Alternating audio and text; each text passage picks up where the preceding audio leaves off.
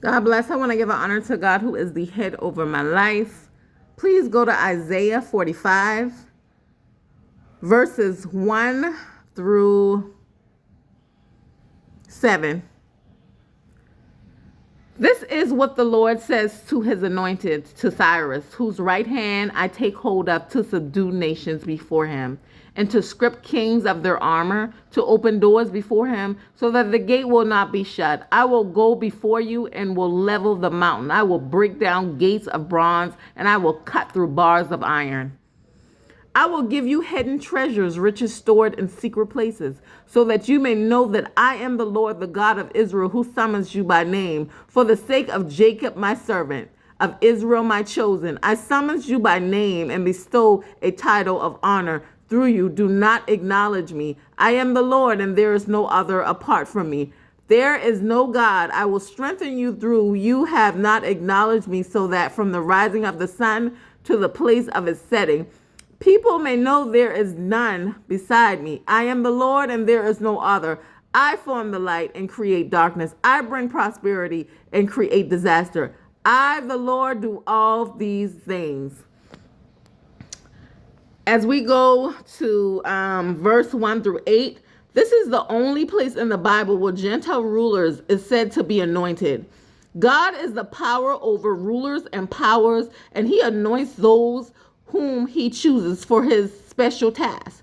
Cyrus' kingdom spread across 2,000 miles, the largest of any empire then known, including the territory of both Azra and the Babylon Empire. Why did God appoint Cyrus? Because he had a special task for him to do for Israel. Cyrus would allow God's city, Jerusalem, be rebuilt, and he would set the exiles free without expecting anything in return. Few kings of Israel or Judah had done as much for God, people as Cyrus would.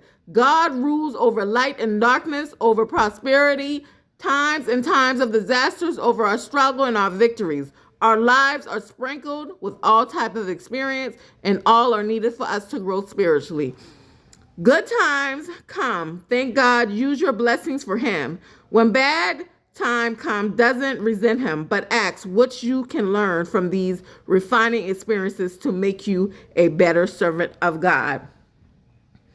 In everything that we do, Cyrus was an anointed prophet, but his job was to tear down nations. His job was to tear down kings and their armors, because this is how God made him. Okay? Cyrus' job was to make sure that anything that wasn't or that was contaminating the earth was removed, even if he had to tear down and strip kings of their armor because they were contaminating the earth. For it was not about how much knowledge you knew. It's not about how you speak. It's not about how good your sermon was, but it was about if you were contaminating the earth.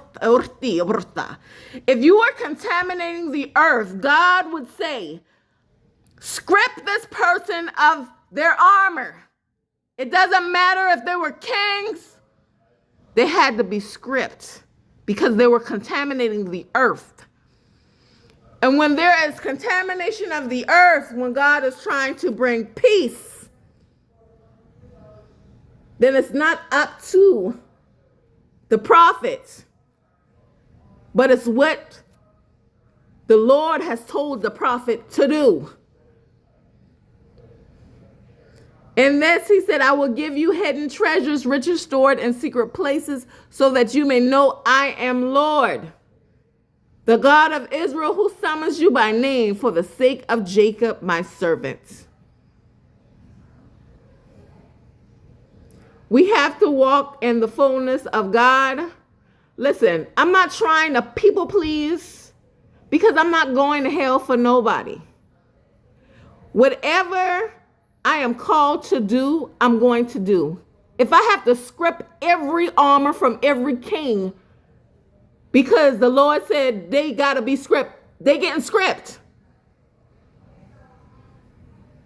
You can see me all day on every app. But when God calls me to do something, I'm going to do it. Yeah, I'm going to do it because I'm looking to go to an eternal kingdom. God does not want anyone contaminating his land with lust, temptation, fornication, or adultery. And if God said they got to be removed, they're going to be removed. Because they're not doing the will of God. If you were called to do something, some work, and you are not doing the work, and you have a bunch of females fighting over you, you are not following God. If you sitting around marrying a bunch of pagans, you are not following God. And when God tells me to sit somebody down, oh yes, I'm going to sit them down. The whole world has to know that this is a sinful priest. Because I'm not getting in trouble. I have an assignment. And my assignment is not to people please. Is not to say, oh, can I get another chance? Go talk to God about another chance. I'm just a worker of Israel from God. Whatever he tell me to do, that's what I do.